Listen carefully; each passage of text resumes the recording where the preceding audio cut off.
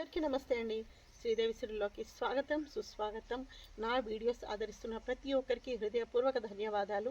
ప్రతి ఒక్క వీడియో తప్పకుండా చూడండి. ఎందుకంటే నాలాంటి ఒక మధ్యతరగతి స్త్రీలు సమాజానికి ఏదో ఒకటి కాస్తో కూస్తో విద్యా విజ్ఞానం భగవంతుడు ఇచ్చాడు కాబట్టి ఏదో ఒకటి సమాజానికి, నా చుట్టూన్న సమాజానికి నా వంతుగా ఏదైనా చెప్పాలి, చేయాలని ఒక తపనతో చేస్తున్న వీడియోస్ నా కోసం ఒక 5 నిమిషాలు 10 నిమిషాలు నా కోసం కేటాయించండి. మీ టైంని నాకు ఇవ్వండి. నాకు ఇస్తే నేను మీరిచ్చే స్ఫూర్తితో నేను ముందుకెళ్ళగలుగుతాను. సో ఇప్పుడు మనం ఏం మాట్లాడుకుందామంటే, నిజంగా చెప్పాలంటే అసలు మనం మనుషుల మధ్య బ్రతుకుతున్నామా, మృగాల మధ్య ఉంటున్నామా, అంటే అడవిలో ఉంటున్నామా అనే ఆలోచన వస్తుంది. అడవిలో అనుకుందామంటే అడవిలో కూడా ఒక జంతునీతి ఉంటుంది కదా. మనుషుల మధ్య లేకుండా అయిపోతుంది. వావి వరుసలు లేదు, విచక్షణ లేదు, అసలు ఎలాంటి నేరాలు ఘోరాలు అసలు తలుచుకుంటే.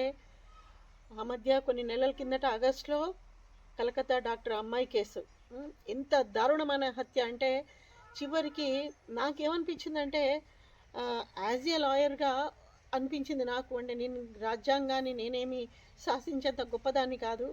ఇలాంటి వ్యక్తుల్ని అసలు చచ్చేదాకా చంపాలి అని అనిపించింది నాకు. చచ్చేదాకా ఏ రకంగా హింసించి చంపితే బాగుంటుందేమో, వాడికి ఆ బాధ తెలుస్తుంది కదా అని అనిపించింది. కానీ చివరికి వస్తే సుప్రీంకోర్టుకి తీర్పిచ్చింది, చచ్చేదాకా వాడు జైల్లోనే ఉండాలి అని చెప్పేసి. జైల్లో ఉంటాడు, బాగానే ఉంటాడు, వానికి భుక్తి అని దొరికితే కదా చచ్చేదాకా ఉంటాడు. ఇది సరిపోదేమో అనిపించింది నాకు. ఆ అమ్మాయి అనుభవించిన వేదన ఒక్కసారి మనసుతో ఊహించుకుంటే తెలుస్తుంది మనకి. అంత నరక యాతన ఎక్కడో ఉంచి పిల్లల్ని, ఆడపిల్లల్ని మగపిల్లలతో సమానంగా మా పిల్లలు చదువుకోవాలి, పేరు తెచ్చుకోవాలి, ఆడపిల్ల కాదు మగపిల్లోడు కాదు అని చెప్పేసి తల్లిదండ్రులు పెద్ద పెద్ద చదువులు చదివిపిస్తుంటే, పాపం కొంతమంది అదే చెప్తున్నాను కదా, విచ్చలవిడిగా తిరిగే వాళ్ళు కంప్లీట్ అది వేరే ఉంటారు. కానీ మనసు పెట్టి ప్రాణం పెట్టి పిల్లల్ని చదివిపిస్తుంటే, ఆ పిల్లలు కూడా చక్కగా చదువుకుంటుంటే వాళ్ళ మీద కన్నేసి ఇంత దారుణమైన హత్యలు చేస్తున్న అలాంటి నీచుల్ని ఏమనాలో నాకు అసలు అర్థం కావట్లేదు. వాళ్ళకి ఏమైనా పేరుంటే, అసలు ఎన్ని పేర్లున్నా సరిపోదు, ఏ పేరు పెట్టినా అంటే భాషలో, తెలుగు భాషలో అర్థం ఉండదేమో, పదం లేదేమో అనిపిస్తుంది. అదైపోయిందంటే అదే రేర్ కేసు అనుకున్నాం మనం. రేర్ కేస్ అని అనుకుంటే, దాని తర్వాత ఇంకొకటి గ్రీష్మ శరణ్ కేస్. అది ఇది 2 స్టేట్స్ మధ్య ఇద్దరు, ఒక అమ్మాయి ఒక అబ్బాయి, చాలా దగ్గరనే, తమిళనాడు, ఈ అమ్మాయి కేరళ అనుకుంటా. వాళ్ళిద్దరి మధ్య ప్రేమ. అసలు ఇక్కడ ఒక్క మాట వినాలండి, ఏంటంటే ఆడమగా తేడా లేదు, దౌర్జన్యానికి, దుష్టత్వానికి, నీచత్వానికి అంతా సమానమే అయిపోతుంది. ప్రేమించింది, గాఢంగా ప్రేమించుకున్నారు ఇద్దరు. కొన్ని సంవత్సరాలు గడిచిపోయిన తర్వాత ఇంట్లో ఈ అమ్మాయికి మంచి సంబంధం చూశారు. అతను కూడా మిలిటరీ మ్యాన్. ఆయన చూసేసరికి అతని బ్యాక్గ్రౌండ్ అంతా చూసేసరికి అమ్మాయి కొంచెం టెంప్ట్ అయింది. ఎంత నీచం ఆలోచించండి, కొన్ని సంవత్సరాల తరబడి ప్రేమించుకుంటున్నారు వాళ్ళు. అది చెప్పలేదు, పైనుంచి స్పందించి అంటే ఇదైతే బాగుండు, వీడికంటే ఇతను బెటర్ అని ఆలోచించి ఎంత స్వార్థంతో అంటే మెల్లిమెల్లిగా ఆ అబ్బాయికి చెప్పలేక, ఏమని నాకు వేరే సంబంధం కుదిరిందని చెప్తే ఏమనుకుంటాడో అని చెప్పేసి అట్లా చెప్పలేక, దాన్ని మోమాటం అంటారండి, మోమాటం అనరు. అలాంటి ఆడది భూమి మీద పుట్టడమే భారం. అది ఆమె ఏం చేసింది, కొంచెం కొంచెంగా ఎప్పుడప్పుడు కలుసుకుంటూ కూల్ డ్రింక్స్లో, ఆ తర్వాత ఏదన్నా తినే పదార్థాల్లో చిన్నగా పారాసెటమాల్ ట్యాబ్లెట్స్ కలిపి ఇవ్వడం. పారాసెటమాల్ అందుకే ఎక్కువ తక్కువ వాడొద్దని చెప్తారు. స్లో పాయిజన్ లాగా వెళ్ళిపోతుంది అనమాట. పారాసెటమాల్ ట్యాబ్లెట్స్ ఇవ్వడం, జ్యూస్లో కలిపి ఇవ్వడం. పాపం ఆ అబ్బాయికి కనీసము లాస్ట్ హాస్పిటలైజ్డ్ అయ్యేంత వరకు ఆ అబ్బాయికి తెలియలేదు, ఆ అమ్మాయి మీద ఆలోచన రాలేదు, అసలు అనుమానమే రాలేదు. చివరికి డెత్ బెడ్ మీద కూడా ఆ అమ్మాయి గురించి అంత గట్టిగా చెప్పలేకపోయాడంట ఆయన. అంటే అంత గుడ్డిగా ప్రేమించాడు. ఆడైనా మగైనా మనసు పెట్టి ప్రేమిస్తే ప్రాణం ఇచ్చేస్తారండి, కానీ ఎదుటి వాళ్ళ మీద అనుమానం అనేది రాదు. అది అట్లా జరిగిందా. ఆ కేసు కూడా జడ్జిమెంట్ వచ్చింది. ఆ అమ్మాయిని మధ్యలో ఇన్సిడెంట్స్ అన్నీ జరిగిన తర్వాత, అతను హాస్పిటలైజ్డ్ అయిన తర్వాత అనుమానాలు వ్యక్తమైనాయి, అన్నీ అయినాయి. ఆ అమ్మాయిని అరెస్ట్ చేయడము, తర్వాత ఆ అమ్మాయి జడ్జిమెంట్ కూడా రావడము, ఆ అమ్మాయి కూడా లైఫ్ ఇంప్రిజన్మెంట్ ఇవ్వడము, యావజ్జీవ శిక్ష అట్లా జరిగిపోయింది. ఏం వస్తుందండి దీనివల్ల అనిపిస్తే ఒక్కోసారి. అయిపోయింది, పోయిన ప్రాణం తిరిగి రాదు. ఏం శిక్ష వేసినా, ఏం చేసినా అలాంటి వాళ్ళు మారుతారా? అయిపోయిందా? అంటే అందమైన జీవితాన్ని ఎందుకింత నీచంగా తయారు చేసుకుంటారో అసలు అర్థం కాదు. బుద్ధి, జ్ఞానం, విచక్షణ ఏముండవా? ఒక జన్మ ఇచ్చిన తల్లిదండ్రులు ఉన్నారు, నా చుట్టూ ఒక సొసైటీ ఉంది, నాకు తోబుట్టువులు ఉన్నారు, నన్ను చదివిపిస్తున్నారు. వెళ్ళి కాలేజీలకి, స్కూళ్ళకి వెళ్ళి చదువుకునేది కదా, పెద్ద పెద్ద చదువులు చదువుతారే, ఏం జ్ఞానం నేర్చుకుంటున్నారు మీరు? ఎందుకోసం చదువుతున్నారు మీరు? చాలా తప్పు కదా అది. ఆ తర్వాత ఇన్ని అయిపోయినాయి ఇది రేర్ కేసు అంటే ఇది ఇంకా ఒక విచిత్రమైన ఒకదానికొకటి అత్యద్భుతమైన కేసులు అన్నమాట ఇవి.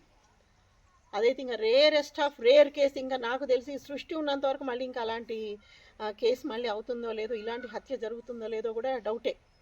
వాడు ఇప్పుడు హైదరాబాద్లో రీసెంట్గా సంక్రాంతి పండగప్పుడు భార్యాభర్తలు ఇద్దరు గొడవ పడితే లోపలే ఉండి, ఎందుకంటే సీసీ క్యామ్స్ కూడా ఫుటేజ్ దొరికింది, ఆమె లోపలికి వెళ్ళింది ఉంది తప్ప కొన్ని రోజులుగా ఆమె బయటకు వచ్చిన ఫుటేజ్ కూడా దొరకలేదంట. అది అంటే లోపలనే గొడవ పెట్టుకొని ఆమెను చంపేసి మన ఏమంటారు కసాయి వాడు కదా, నరుకుతాడు కదా ఈ చికెన్ మటన్ షాపుల్లో, అలాంటి కత్తితోని ఆమెను ఖండాలుగా కోసేసి, అది కూడా ఆగకుండా కుక్కర్లో పెట్టి ఉడికించి ఆ బోన్స్ అన్నీ అవన్నీ మళ్ళీ ఎండబెట్టి మళ్ళీ మిక్సీ పట్టి అవి తీసుకెళ్ళి చెరువులో కలిపాడంట.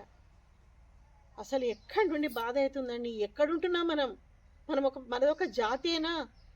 ఎక్కడెక్కడో పాశ్చాత్య దేశస్థులు కూడా మన సంప్రదాయాలకి, మన పద్ధతికి, మన దైవత్వానికి, మన మానవత్వానికి వాళ్ళు తల వంచి నమస్కరిస్తుంటే మనం చేసే విధవ పనులివా? ఎంత బాధాకరంగా ఉంది చెప్పండి. వాడికి ఇప్పుడు జడ్జిమెంట్, వాడికి ఏమని ఇస్తారో నాకు తెలిసి వాడిని చచ్చేదాకా చంపాలంటారు. అట్లనే మహా అయితే ఉరిశిక్ష వేసినంత మాత్రం వాడు ఒకసారే చచ్చిపోతాడు. ఏం చేస్తే ఇంతకంటే మించి శిక్షలు ఏమైనా ఉన్నాయా అని చెప్పేసి అనిపిస్తుంది నాకు. ఇంత బాధాకరమైన సొసైటీలో మనం ఉంటున్నాం. కాబట్టి ఆడపిల్లల తల్లిదండ్రులైనా మగపిల్లల తల్లిదండ్రులైనా ఒక్కటి గుర్తుపెట్టుకోండి, గర్భంలోంచి బయటికి రాగానే ఇంత విలువైన మాట మీరు వినాలి. ఎంతోమంది మహానుభావులు చెప్పుకుంటారేమో, నాలాంటి ఒక సామాన్యమైన స్త్రీ చెప్తే కూడా మీరు వినండి. గర్భం నుండి బయటకు వచ్చిన తర్వాత ఊహ తెలిసినప్పటి నుండే వాడికి దైవం గురించి చెప్పండి, ధర్మం గురించి చెప్పండి, విలువలు నేర్పండి వాడికి. అట్లా చిన్నప్పటి నుండి నేర్పితే ఏమైందంటే పెరిగి పెరిగి పెరిగి పెరిగి ఆ మొక్క ఒక వృక్షంలాగా అయిపోయి వాడు అసలు అధర్మానికి ఇంకా మళ్ళీ ఎవరైనా ఆడవాళ్ళు కానీ మగవాళ్ళు కానీ అలాంటి దారిలోకి వెళ్ళరు. చాలా బాధగా ఉంది. అంటే జంతువులకు కూడా ఒక నీతి ఉంటుంది, మనుషులకు నీతి లేకుండా అయిపోతున్నామా మనము? కనీసం చుట్టుపక్కల సమాజంతో సరిగ్గా ఉండము, రకరకాల విద్వేషాలు. ఎందుకండి ఇదంతా? ఒక్కసారి మనసు పెట్టి ఒక మంచి మనకు ఇష్టం ఉన్నా లేకున్నా, తెలిసినా తెలియకున్నా కనీసం ఇలా నమస్కారం చేస్తాం కదా, అక్కడికి వెళ్ళి భగవంతుని అడగండి, ఏమున్నాయి నాలో లోపాలు నాకు తెలియట్లేదే, నన్ను ఉద్ధరించని ఒక్కసారి కోరుకోండి. అట్లా ఏమన్నా భగవంతుడు మనలో ఉండి మనల్ని రక్షిస్తాడేమో. కలియుగము ఇంకా ఇప్పుడిప్పుడే ఆరంభం, ఇంకా 43 లక్షల సంవత్సరాలు దాదాపు ఉందంట. ఇప్పుడే ఇట్లా ఉంటే ఇంకా రాను ఒకసారి ఊహించుకోండి ఎంత దరిద్రంగా, ఎంత దౌర్భాగ్యంగా ఉంటుందో. అంటే మేము 43 లక్షల సంవత్సరాలు అంటే కొన్ని వేల తరాలు గడిచిపోతాయి కదా, లక్షల తరాలు. మాకేముంది అని అనుకోకండి, మేము తింటాం, మేము పంటాం, ఉన్న దాంట్లోనే మా మటుకు మేము బతుకుతామని కాదు. మీ పిల్లలకి విలువలు నేర్పండి. ఆడపిల్లైనా మగపిల్లలైనా కుటుంబ బంధాలు అనుకోండి, ఆర్థికపరమైన విషయాలు కానీ ఏది కానీ వాళ్ళతో మంచిగా చక్కగా ఊహ తెలిసిన తర్వాత కాస్త ఎదుగుతుంటే చెప్పండి. తల్లిదండ్రుల విలువ నేర్పండి, తోబుట్టువుల గురించి చెప్పండి, చుట్టూన్న సమాజం గురించి చెప్పండి. ఆడవాళ్ళైనా మగవాళ్ళైనా ఎట్లా గౌరవించుకోవాలి, ఎదుటి వాళ్ళని ఎట్లా చూడాలి. లింగ వివక్ష ఎప్పుడైతే ఒక టీనేజ్కి వచ్చిన తర్వాత వాళ్ళలో శరీరంలో కొన్ని హార్మోన్స్ రిలీజ్ అయ్యి దానికి సంబంధించిన వాళ్ళలో ఒక ఏమంటారు కొన్ని ఆలోచనలు వస్తాయి. అలాంటి ఆలోచనలు ఎప్పుడైతే వస్తాయో ఆ కరెక్ట్ స్టేజ్లో మీరు పిల్లల్ని ఖచ్చితంగా వాళ్ళని కూర్చోబెట్టుకొని ప్రతిరోజు ఏదైనా ఒక చెప్పడము, మంచి సినిమాలు, మంచి పుస్తకాలు, మంచి మాటలు తల్లిదండ్రులే గురువులే భావించి గురువులాగా ఉండి వాళ్ళకి బోధించండి. తప్పకుండా మన సమాజం బాగుంటుంది. జాతికి మనము మంచి రత్నాలు ఇద్దాం, ఇలాంటి లోక కంటకులను ఇస్తే. ఎందుకంటే వాళ్ళకు జన్మ ఇచ్చిన తల్లిదండ్రులు ఎంత క్షోభపడుతున్నారో ఇలాంటి వాళ్ళని కన్నమని. చుట్టూన్న సొసైటీ కూడా వాళ్ళని ఎంత చీదరించుకుంటుందో కదా, తలుచుకుంటేనే భయానకంగా ఉంది ఇదంతా. అట్లా కాకుండా సమాజంలో మనకంటూ ఒక స్థితిని మనం ఏర్పరచుకుందాం, 10 మందితో బాగుందాం, దైవాన్ని రక్షించుకుందాం, ధర్మాన్ని రక్షించుకుందాం, అందరితో కలిసి మెలిసి ప్రేమగా బ్రతుకుదాం. మంచి వీడియోస్తో మీరు ఆదరిస్తే మంచి వీడియోస్తో నేను ఎప్పుడూ మీ ముందుకు వస్తూనే ఉంటాను. అంతవరకు నమస్తే.